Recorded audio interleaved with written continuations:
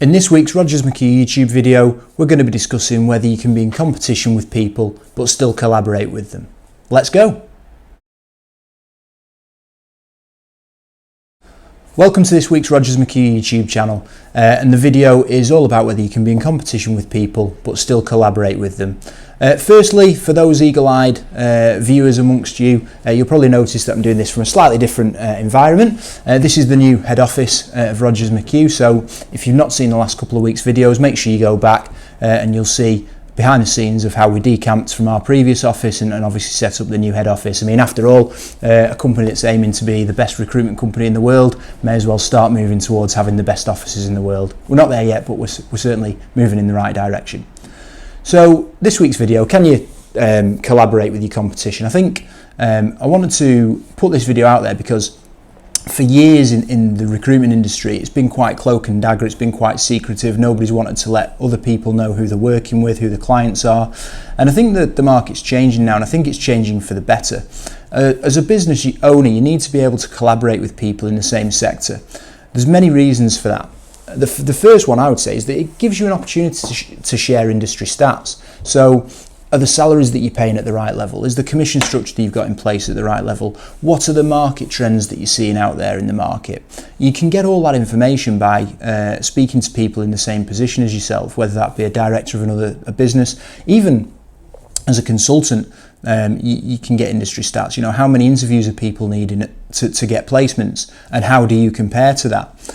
I'm not necessarily suggesting that this needs to be with your bitterest rival, your biggest competition, but it can certainly be with people in different geographical areas, different parts of the country, people in different sectors or niches to yourself, where you would never come up against them in everyday working life. You'd never come up against them in a tender process or anything like that, but it gives you an opportunity to share information.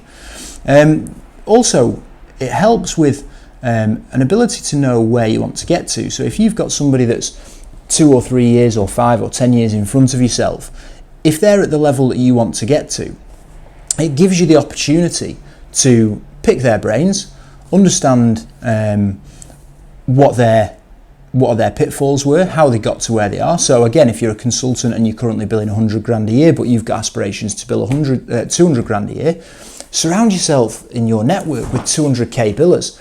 Understand what their pitfalls were, how they got to where they are today, and use that knowledge to drive you forward. If you're a business owner and you're currently turning over 5 million, but you want to turn over 50 million, what was their journey from 5 to 50? What were the pitfalls that they found? It gives you an opportunity to avoid those. I mean, everybody says that you should make your own mistakes. Why would you not want to learn from other people and avoid making those mistakes? Let them make the mistakes for you, and you avoid those pitfalls. And innovation and things like the client journey. So when you secure a new client, what does that client journey look like? Is there anything that you can do, or any ideas that you can swipe and deploy from other people that makes that client journey smoother or better and gives you more opportunity to work with them on a more regular basis?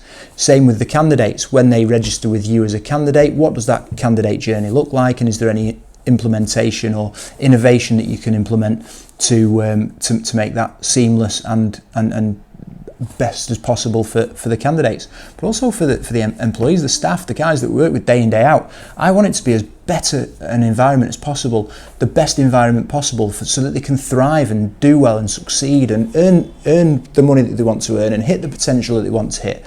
And if I need to go out of environment, if I need to collaborate with people in the industry in order to find that out, I'm more than happy to do that. I'll message people on LinkedIn and ask them if I see a good idea and ask them how it was implemented. And I've got a network of business owners myself that I speak to on a regular basis that I use as sounding boards if I've got ideas, to make sure that I'm not going to be implementing something that's going to have a detrimental effect on the business. So for many reasons, I think that you can be in competition with people and still collaborate.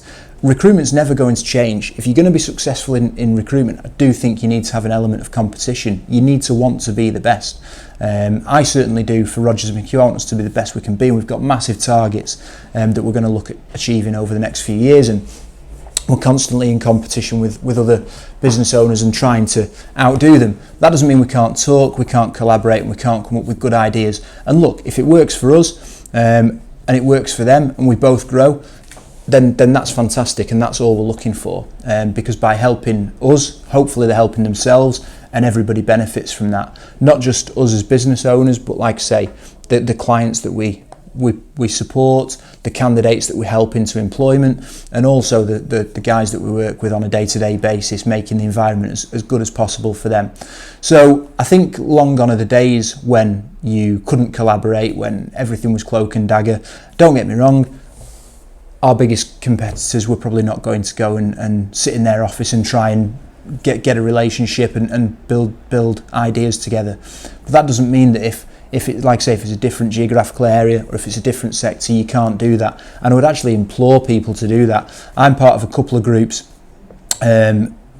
mastermind groups and networking groups, and it's fantastic, the ideas that come from that you can utilise within your own business or in the day-to-day running of your own desk.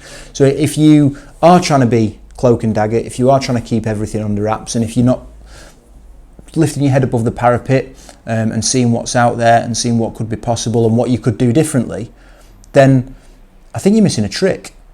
One of my favourite sayings is that if you're not growing, you're dying. And I completely buy into that. You've got to constantly be looking for innovation. You've got to constantly be looking for how you can do things better.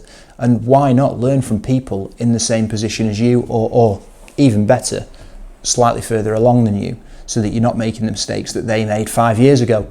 So I hope you like this video. If there's anything that you want to add, feel free to put it in the comments below. I'll be back next week with another video, so make sure that you subscribe to the channel and you'll be notified every time a new video drops on the channel. See you then. Bye bye.